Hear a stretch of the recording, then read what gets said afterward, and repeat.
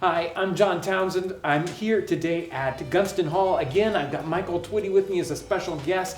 Today we're talking about the evolution of barbecue sauces in early America. Thanks for joining us today on 18th Century Cooking. So barbecue sauces, tell me a little bit about the history of barbecue, at least in this setting, Sure. and what we've got here. So barbecue is not just people roasting meat on a fire. Barbecue is a very specific American, Atlantic world, creation. Mm-hmm. It's what happens when African and Native American in particular cooking styles, mm-hmm. Grilling something over a wooden framework for a period of hours, or over a hole in the ground for a period of hours, mm-hmm. is particularly the root of barbecue. Today what we're going to do is going to take a portion of beef rib. Normally this would be done a whole animal, Right. A whole hog, a whole sheep, whole cow, whatever, whole pig. Right, and outside. Outside in a hole over a framework of sticks. And it's a celebratory kind of thing? It's not just an everyday thing? This would be something that you would have during the warmer parts of the year, or even Christmas time. And for the enslaved community in particular, this would be one of the rare opportunities where they could actually have fresh meat from a domesticated animal that would be, in mass quantity. So this would be something that would be very unique to the Southern celebratory repertoire. This one you've already pre-prepared, right? We've already got some preparing. So there's a little bit of cloves stuck into the fat portion of the meat, which is it's very deep, mm-hmm. and also I scored this section of beef rib and put a little bit of garlic inside. And some people may be like, well, what's all that about?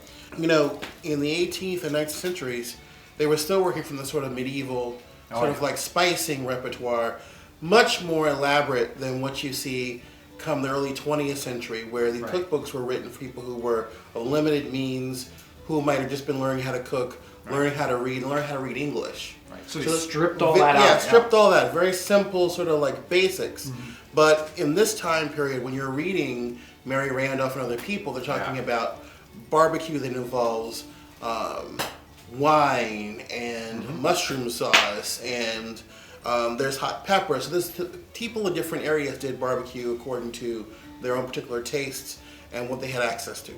So what we're going to do is first put a little bit of mustard down, just rub it all over. And what's going to do is as the fat renders and as the juices come out, it'll all kind of merge together. And if this looks familiar, folks who are from certain parts of the Carolinas where mustard's used, it's a very German thing in the South. We're using the use of mustard. Whereas the hot peppers is very African and Caribbean.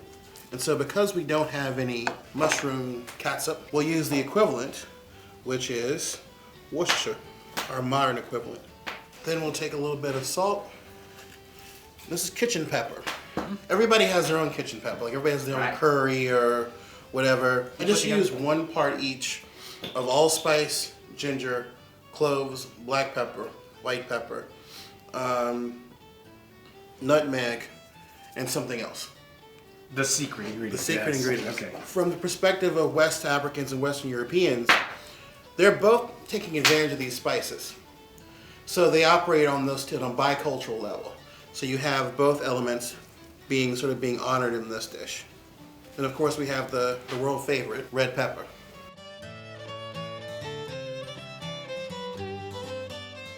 What we're going to do is we're going to pull some coals out. We're going to put them into the gridiron, and then we're just going to let it cook for however long it takes. And then meanwhile, we'll work on the sauces. So our meat's been on the gridiron here for a while. It's time for the sauces. Right. What are we going to make? So there's 2 sauces that I wanted to share with the audience. And one is a sauce we presume is from about 1770, 1780 in Virginia. And it's composed of butter, vinegar, sage, and red pepper. Okay. That one comes from a reference from the late 1800s. It talks about a Virginia barbecue of 100 years ago. It talks about how simple the mop was. And it's pretty consistent with what we know and heard about barbecue from its 18th century descriptions through its mid-19th century descriptions. So the simple one we're gonna do is take some butter and put a little bit of sage into it. And then when it melts down, we're going to add vinegar. We're going to add the salt, the red pepper, and the black pepper. And we're going to let that cook, and that's it. Okay. The second one, we're going to take onion and garlic, saute them, and then add the rest of the spices, the vinegar, and the other ingredients. A man named Wesley Jones was interviewed by the Works Product Administration. So when he was a child through a teenager, he was learning this craft probably from his father. He became a barbecue pit master. And this was frequent. Enslaved men were, for the most part, the center of the barbecue cooking trade. He doesn't really give you a recipe. He says, this is what I did. And it's up to the cook to figure out what proportions, how much. And I don't think it's really, I think it's always to taste. He talks about adding a little bit of salt to it. He talks about adding herbs like basil and sage to it. He talks about pepper, and I'm going to tell you that, for me, I like to always interpolate just a little bit. So I always add a little bit of kitchen pepper. Kitchen pepper. To mine. We're also going to add in a little bit of red pepper. If you'll hand me that coriander. And I think that's the most surprising ingredient in this whole mixture. So all these things that people were working with were sort of parallel ingredients to what they were already familiar with. So, it's interesting to work through the food and sort of thinking about the thought process of these cooks, which are exiled from their homeland, but are also trying to acclimate themselves to the new world and also express their cultural identity. Right. How do they bring some of those same flavors, even though they might not have exactly the same ingredients? Exactly. So now we're going to add some apple cider vinegar, which is the heart of this particular mop. So when he says mop, he means to put it, mopping it over the top of the... Exactly. To keep because the meat is being cooked for several hours, low and slow, you don't want it to get dry, and you don't want it to sort of like lose its character. It's a little bit of molasses. That's pretty common. Vinegar and molasses become the main condiments of the enslaved community, and among others. All of that comes together. For me, putting these clothes on and teaching people about a time in our past when most people of African descent were enslaved is extremely important. But it also carries with it its own unique burdens on top of what it means to be a historic interpreter and educator. So how does this work? How does someone who is African American in the 21st century bring the past to life? And it's not just, we of course don't consider it just to be Black history, it's American history. So on the one level, it's part of our own unique past, and the other level, it's part of our national story. Now we need the sauces. Yes. Right? I'm gonna warn you, yeah, the vinegar is pretty heady. So it's gonna be very... It's gonna be one of those top notes. It's gonna put some pep in your step.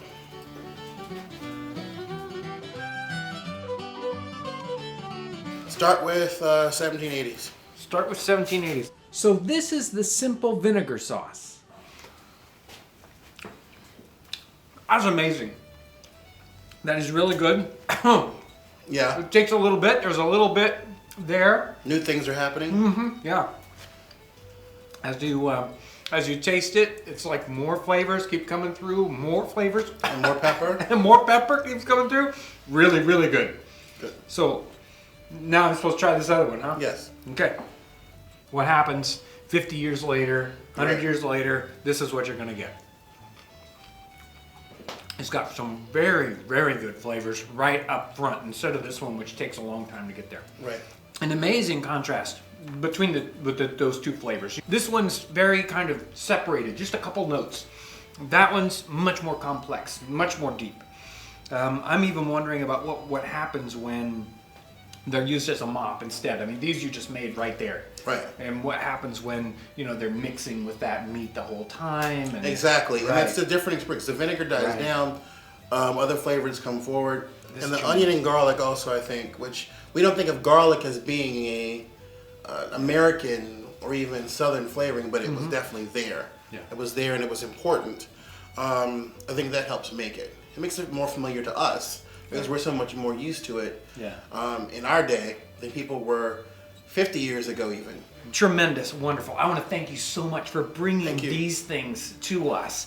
Experimenting with these flavors, understanding them, bringing the history of them out, that is so important. And it's like we can go back and share in some of that history. We can share in that collision of these cultures that are coming together in dishes like this. Amazing. Thank you so much for that. And I want to thank everyone out there for coming along, savoring the flavors and the aromas of the 18th century. I want to thank everyone there at Gunston Hall for their wonderful help with this series. If you're interested in Gunston Hall, make sure to check out their website.